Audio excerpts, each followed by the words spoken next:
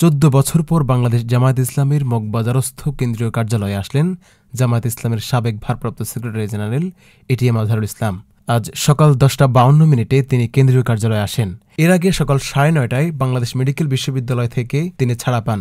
এরপর শাহবাগ মোড়ে আয়োজিত শুকরানা সমাবেশে তিনি অংশগ্রহণ করেন।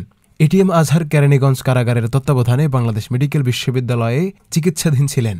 আজহারুল ইসলামের খালাসের রায়ের সংক্ষিপ্ত আদেশে তাকে অবিলম্বে জেল হেফাজত থেকে মুক্তি দিতে বলা হয়েছে।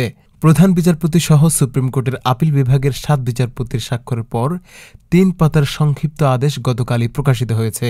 যে আদেশে বলা হয়েছে যে অন্য কোনো মামলা বা আইনি কার্যক্রমের কারণে আটক রাখার প্রয়োজন না হলে তাকে অবিলম্বে জেল হেফাজত থেকে মুক্তি দিতে বলা হয়েছে। ইতিমধ্যে রায়ের কপি ট্রাইব্যুনালে পৌঁছেছেন বলে নিশ্চিত হয়েছে প্রসিকিউশন।